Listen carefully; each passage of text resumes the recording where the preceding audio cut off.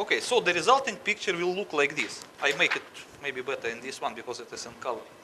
As you can see, the nuclear explosion starts from this stage. Yes. Okay, this is the start of nuclear explosion. The energy was released at this point. Yes. Next, it evaporated the rock. So it created the cavity of primary size, which Yes. is tend to expand by the pressure of gases. And in the case of 150 kilotons, that's 100 meters. 100 meters is the final size of the cavity, Sorry, the yes. secondary size. Okay. Okay, so the primary size will be a little bit smaller. And then, as you can see on the third stage, the cavity has already expanded from its primary size to its final secondary size at the expense of the neighboring area and Yes. by compressing the neighboring areas. Yes. And the resulting picture will look like in this diagram number 4. So in the middle will be a cavity of secondary size, and this blue area will be called crushed zone, and the green area is damaged zone. So the filling of the crushed zone is the completely pulverized microscopic material, as we discussed. But I'm intrigued about this crash zone and the pulverized particles. Yes. Do I take it the center is still incredibly hot?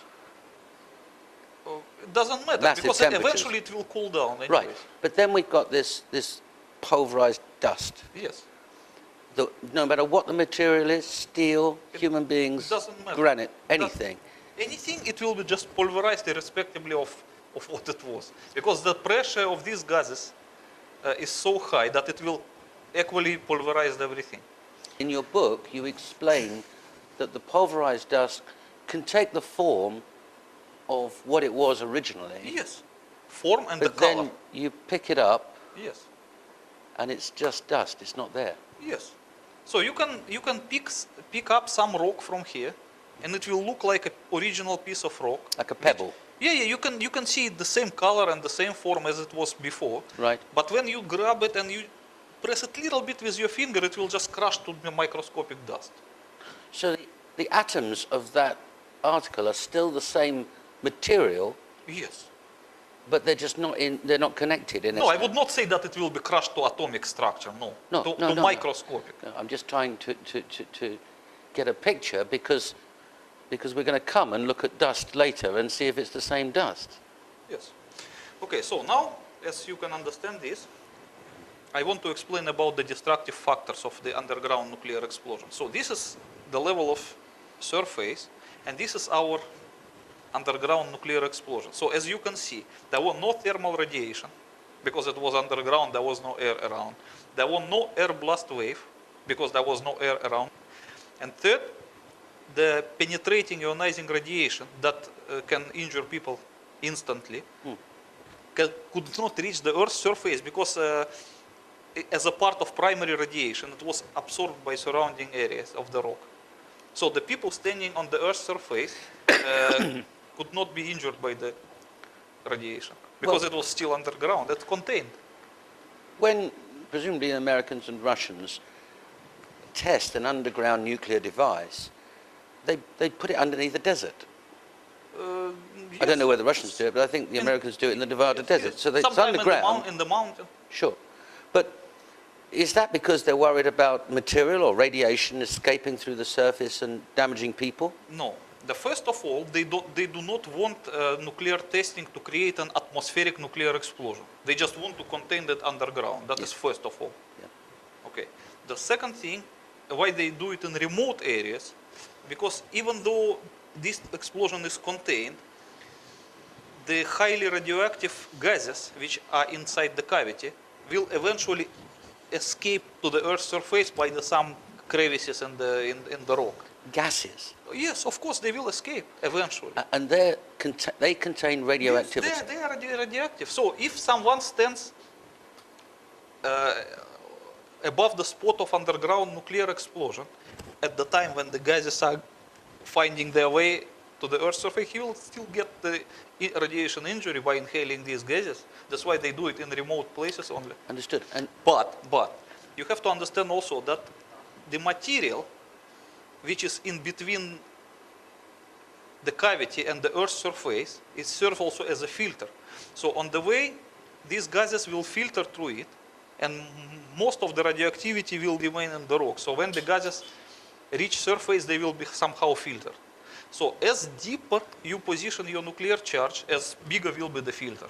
Understood. Okay. Understood. So, like for example, for 150 kiloton detonated in granite, the safer distance will be 500 meters. 500 meters 500 underground. Yes. So when it is 500 meters underground, and the cavity will be just 100 meters, so then the 400 meters can serve as a filter, quite sufficient. So when the gases reach surface, they will not be as radioactive as they. It'd still be potentially deadly. Yes. It is. You cannot stand even if you detonate the nuclear device at 500 meters. You cannot stay in this area for probably another 2 weeks. At the time of the gases escaping, Understood. you can still get some radiation injury, Understood. and you cannot go to the hypocenter for another 3 years. 3 years. 3 years. Yes. Because it's radioactive. Of deadly radioactive, And and the hot. How long does it stay hot for? For 150 kiloton, it should be at least a year. A year. Yeah. Okay. And the radioactive probably 3 years. I mean, dangerously radioactive. Okay. So that's at least I can explain why the underground nuclear explosion does not produce the destructive factors typical to Hiroshima bombs. But you know my next question. Dimitri, you've just explained about a general underground explosion and that 150 kiloton yield explosion should be 400 meters below the ground, below the 500 500 below should be the, 500. forgive me, 500 meters below the ground, the surface. Would that be the same measure that they used in the World Trade Center? No, of course not. What I explained to you, that was a typical safe distance for underground nuclear test, but not for the demolition. But what we saw in the World Trade Center case, it was a demolition, so it was a different arrangement. I see. Okay, I will try to explain it to you. The World Trade Center was positioned like this. This is the ground level. So the tower was built in that way that it went below the ground 27 meters. Yes. So the lowest underground floor of the Twin Tower was positioned 27 meters below the Earth's surface. Yes. So in order to demolish it, you have to position the nuclear charge at 50 meters below the lowest floor of the tower.